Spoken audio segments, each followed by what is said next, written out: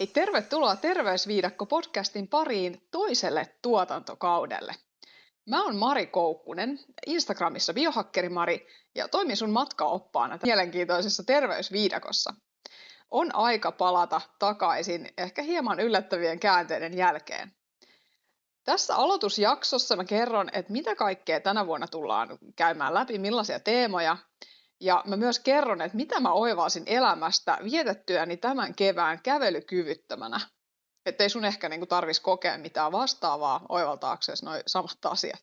Ja lopuksi mä jaan työkalun siitä, miten sä saisit tehtyä asioille jotain sen sijaan, että sä vaan kuuntelet ja opiskelet paljon somessa ja netissä asioita, koska siitäkin voi tulla siis nopeata dopamiinia sulle. Eli tuottaa tietynlaista mielihyvää, inspiraatiota, mutta sitten välttämättä mikään ei muutu siellä, vaikka sä tavallaan voisit ehkä vähän huonosti tai tiedät, että sun pitäisi ehkä joku muutos tehdä. Niin tämän työkalun avulla niin sä pääset askeleen lähemmäksi sitä, että sä pystyt haastamaan itseäsi siellä arjessa ja pystyt tekemään jonkun yhden muutoksen, mikä voi itse asiassa aloittaa semmoisen mukavan ketjureaktion kohti sellaista elämää, mitä sä haluaisit elää. Tämäkin podcast-jakso sisältää siis mainoksia oman yrityksen tuotteista ja palveluista, ja mitään tämän podcastin vinkkejä ei ole tarkoitettu diagnosointiin tai millään tavalla korvaamaan ammattilaisen tai esimerkiksi lääkärin apua.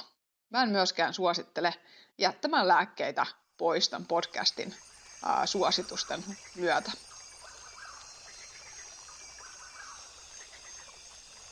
No mitäs tällä kaudella nyt olisi tiedossa? Tässä muutamia teemoja, mihin mä törmäsin, ja mä olin itse somesta ihan pois tuossa varmaan kuukausitolkulla.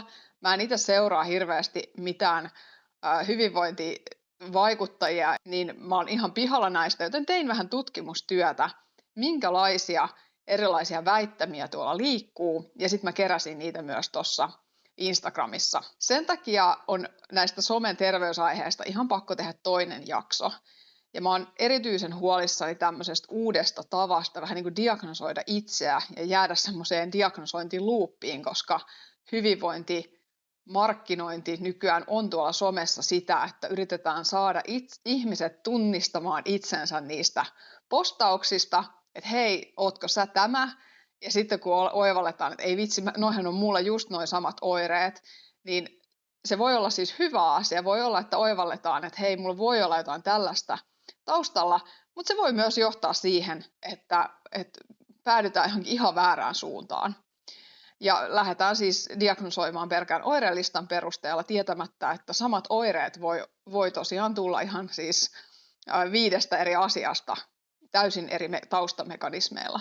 Joten tärkeä aihe. Stressi, hermosto ja sitten etenkin ahdistus tulee olemaan myös teemana sen takia, että jos on oireita, jos on paljon sairaushistoriaa, niin usein on myös ahdistusta ja pelkoa siitä, että tuleeko niitä oireita lisää, ja sitten se on vähän semmoinen limbo, että se voi vielä sitten synnyttää niitä oireita. Ja esimerkiksi ahdistus voi olla yksi tämmöinen ylläpitävä juurisyy siellä, että miksi on suolisto-oireita, joten käydään niitä läpi, että mitä kokemuksia mulla itsellä on ja mistä sitten voi saada apua. Mä teen yhden jakson myös raudan puutteesta ja anemiasta ja kerron omia kokemuksia sekä siitä, että mä oon itse käynyt siis todella monessa rautainfuusiossa aikoinaan, mikä ei mennyt ehkä ihan putkeen, mitä tekisin toisella tapaa ja kelle ylipäätään mä suosittelisin rautainfuusiota, niin puhutaan siitä sitten lisää siellä jaksossa. Ja koska tämä suolisto liittyy aivan kaikkeen, niin onhan siihen pakko pysähtyä vähän enemmän. Ja siitä on tullut toiveita. Esimerkiksi tein tuolla Instagramin puolella tuommoisen kyselyn ihan suolistoon liittyvistä asioista, niin mä teen varmaan siitä ihan oman jakson. Oli niin hyviä kysymyksiä ja haluan selittää niitä vähän laajemmin.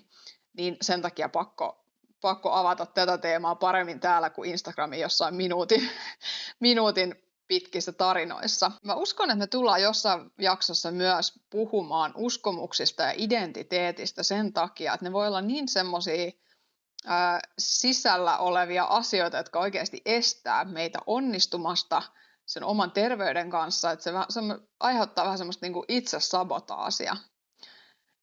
Mutta sitten tavallaan niitä voi muokata ja muuttaa ja sitä kautta sit voidaan muokata sitä elämääkin terveellisempään suuntaan. Jos sulla on jotain aihetoiveita, niin laita mulle vaikka Instagramissa Biohakkeri Mari -tilillä viestiä.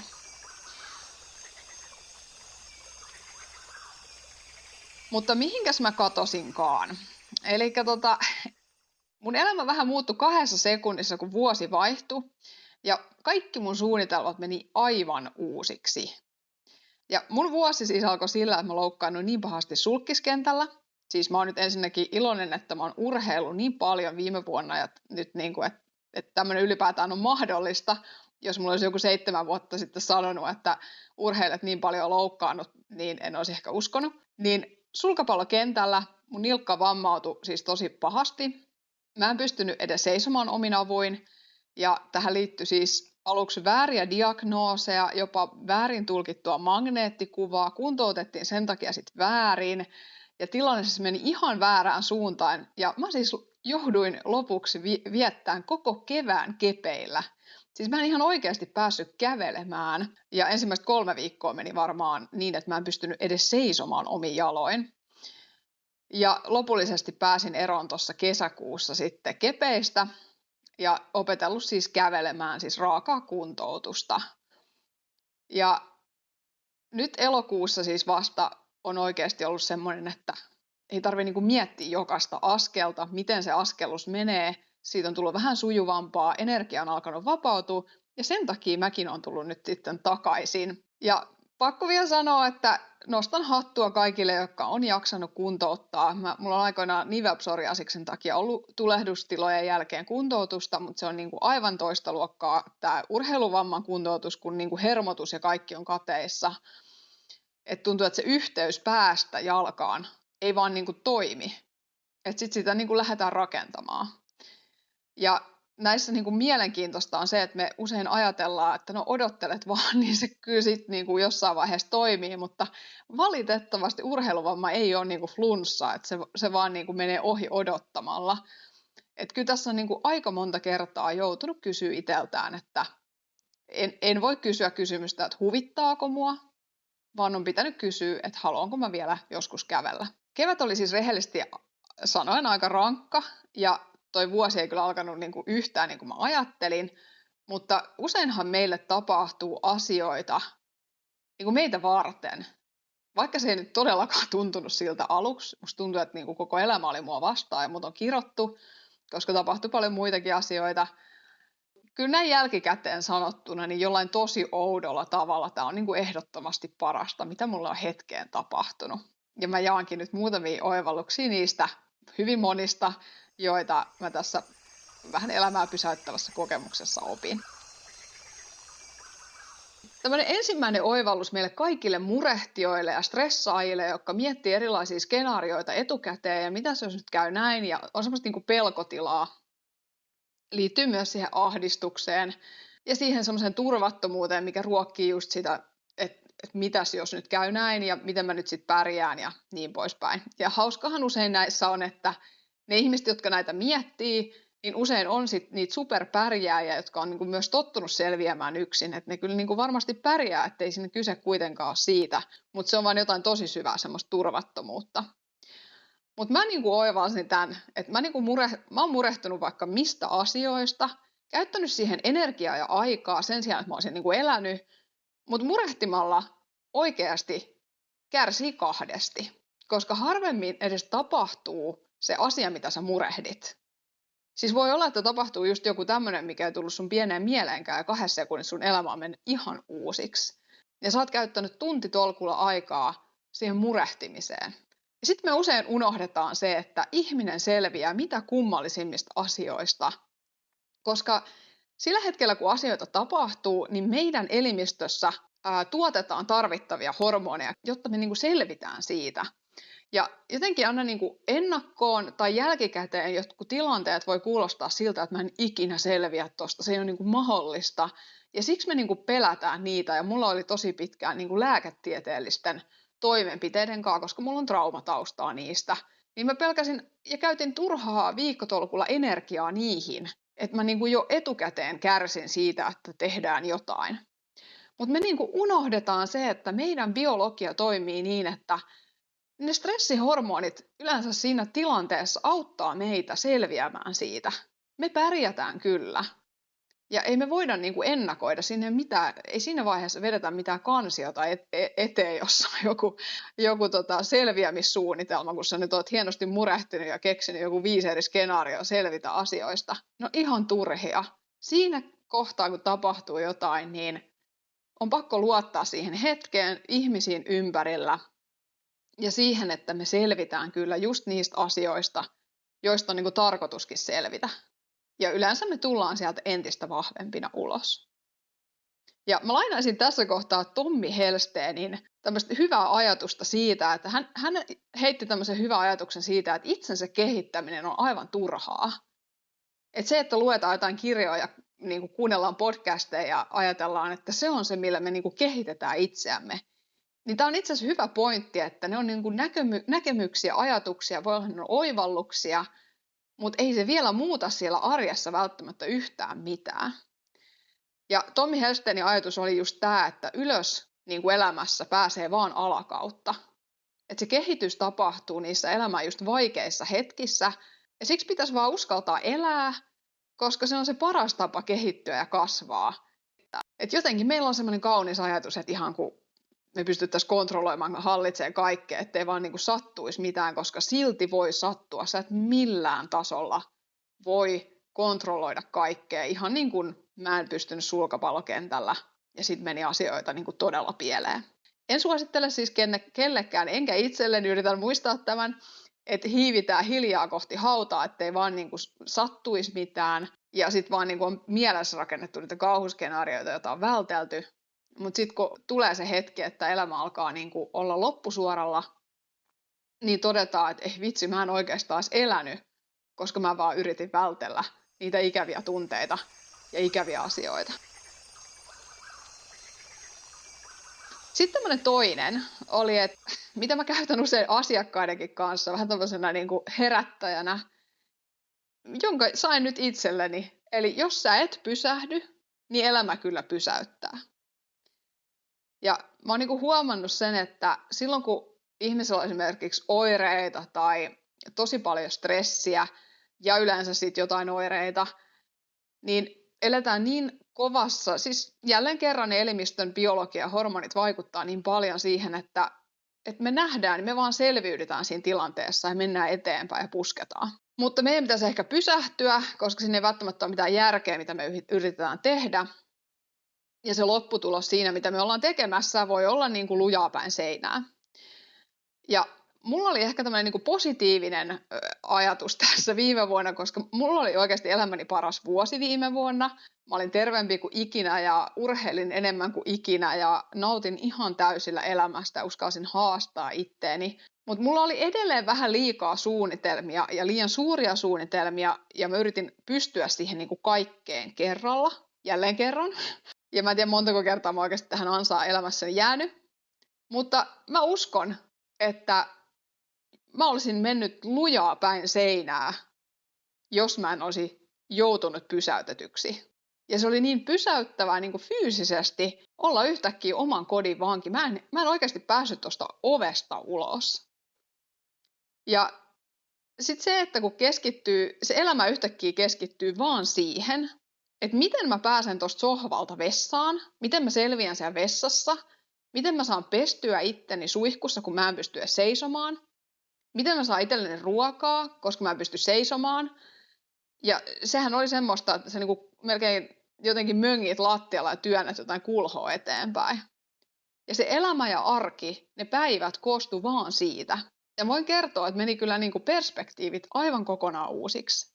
Ja tommosilla, kun tajuaa, että sä et pysty seisomaan enää omilla jaloilla, sä oot täysin avuttomassa tilassa, niin silloin pysäytetään oikeasti käsittelemään niitä asioita, joita on niinku kaikella tekemisellä ihan viimeiseen asti yrittänyt niinku paeta. Et joutuu niinku miettimään, että minkä takia mä kaikella tällä, mitä mä haen tällä kaikella tekemisellä, miksi mun kalenteri on niinku liian täynnä tai eikö mä vaan niinku pysty olemaan tai nauttimaan tai pitämään hauskaa, että aina pitää sitten niinku jotenkin lähteä niinku käsistä asioiden. Moni varmaan tunnistaa tämmöisen.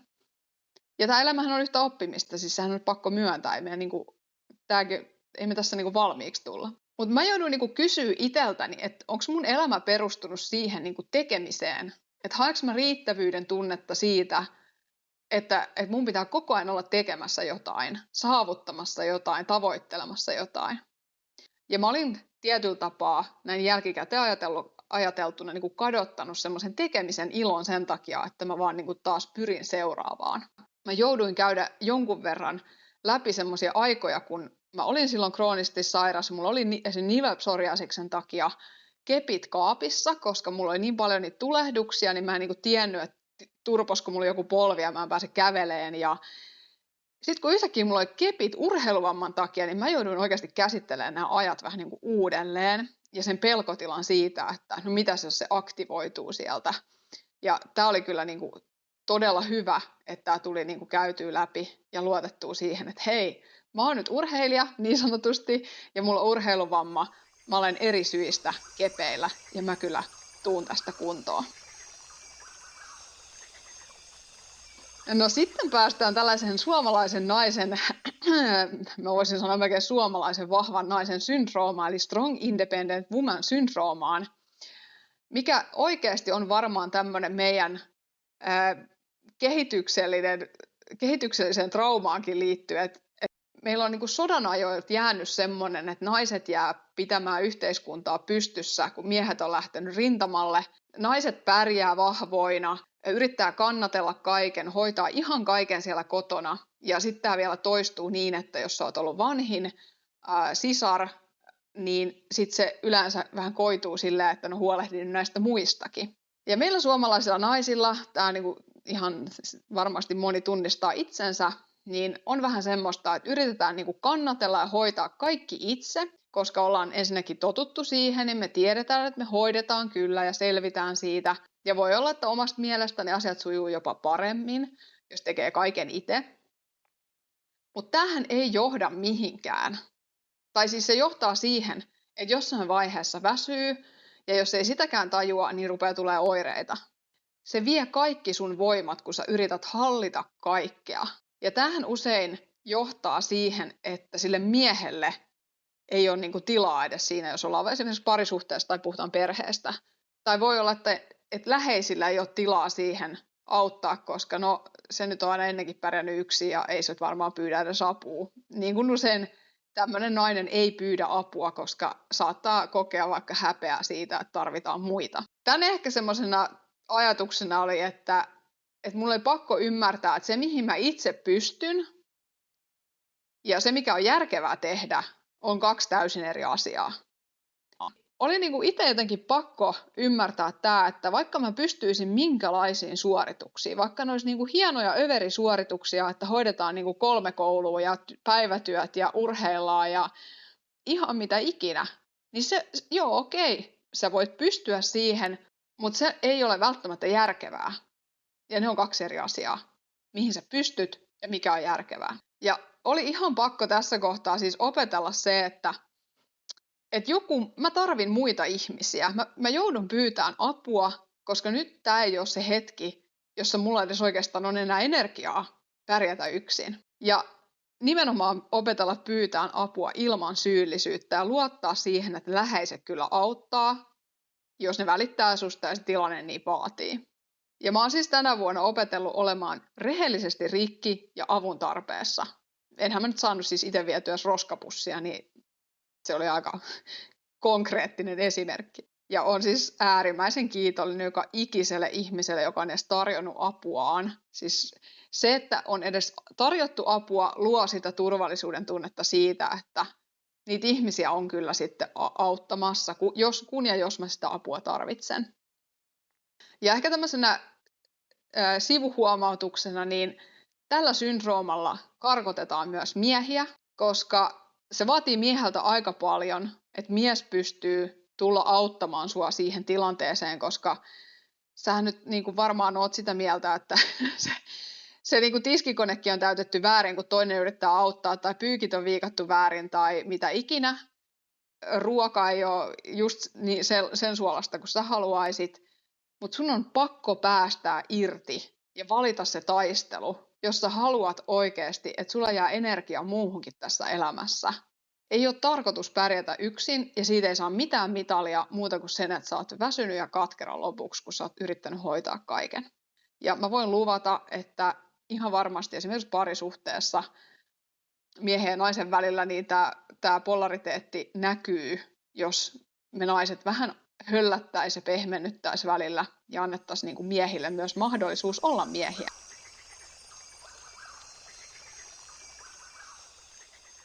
Joskus se paha olo, mitä sä välttelet, on just se, mikä pitää kohdata. Tämä oli yksi tämmöinen ajatus, ja me oikeasti vältellään viimeiseen asti tylsyyttä, rakennetaan itsestä kiirettä. On siis turvallisempaa oikeasti varmaan niin kuin tehdä se, kuin ottaa semmoiset omat ajatukset ja tunteet vastaan. Ja me otetaan aina, siis mä tunnistan itsekin tämän, että kun on niin kuin paha olla, niin me mennään jääkaapille tai sitten me otetaan se puhelin käteen tai hukuttaudutaan jonnekin Netflix-sarjaan. Ja ei se, ettei tätä saisi tehdä, mutta jos me aina tehdään näin, niin sitten me vaan niin kuin eletään siinä samassa loopissa seuraavat vuodet. Ja tämähän on siis vuosisadan harhautustekniikka.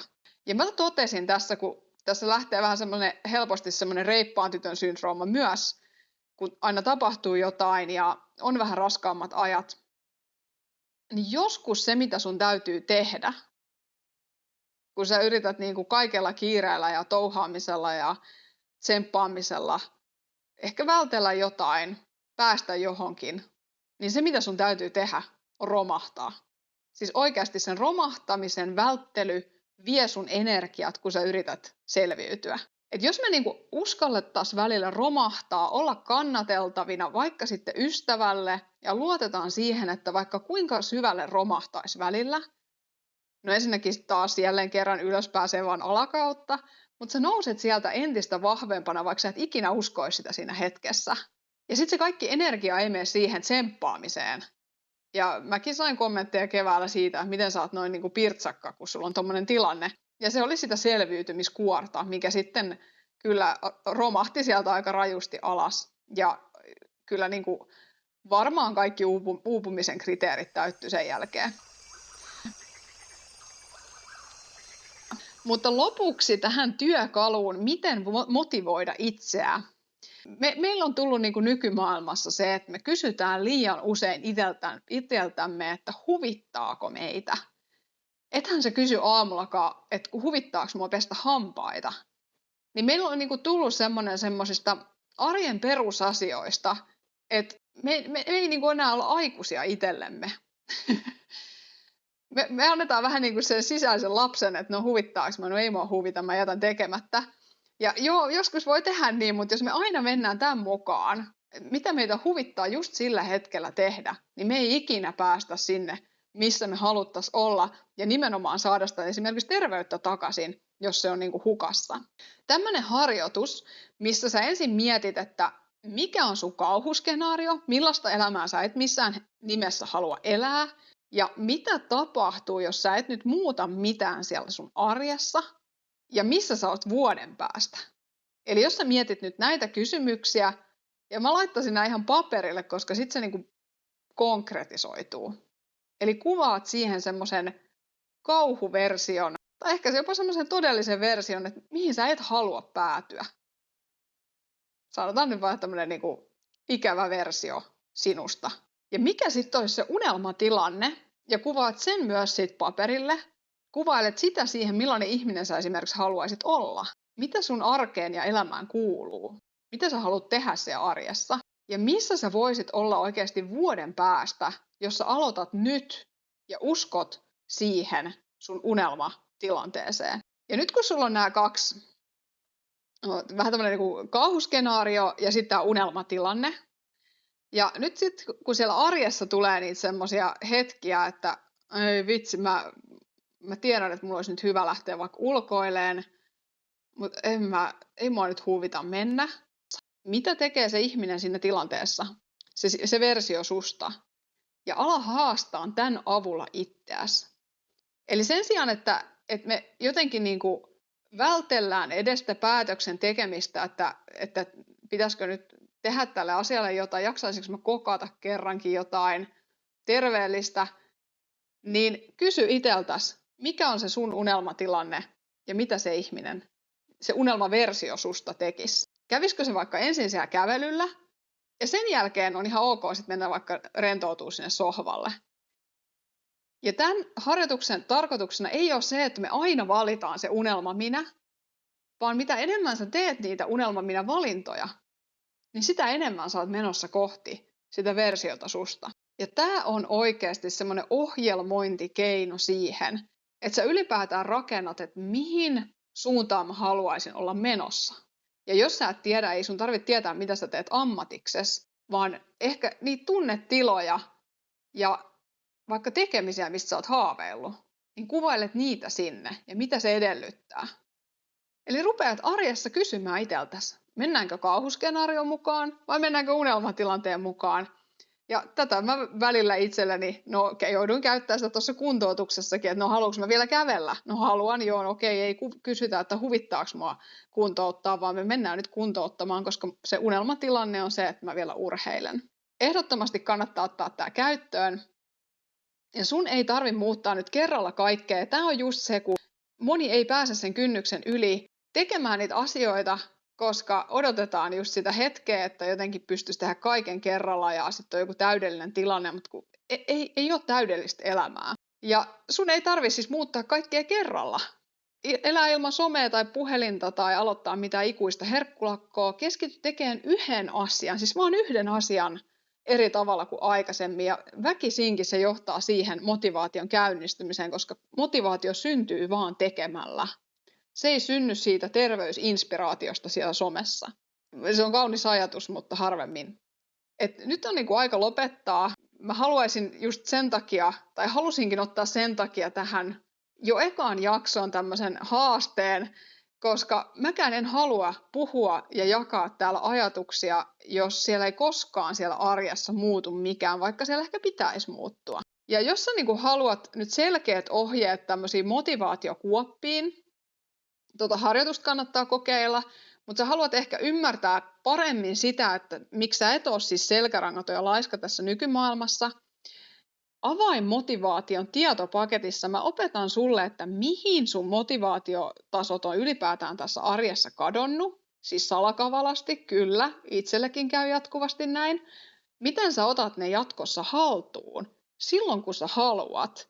Eli miten me haastetaan sitä meidän aivojen palkkiojärjestelmää ja saadaan itsemme toimimaan. Eli jos sä haaveilet muutoksesta, etkä sä oikein aloitettua, niin tää on sulle se merkki. Sä saat semmoisen selkeyden oikeastaan siihen, että miksi sä et saa aloitettua ja sitouduttua niihin muutoksiin. Ja sä pääset vihdoin siitä, että sä vaan keräät sitä tietoa, niin sä pääset siihen, että ei vitsi, nyt mä oikeasti teen tämän yhden muutoksen ja sitten mä teen seuraavan.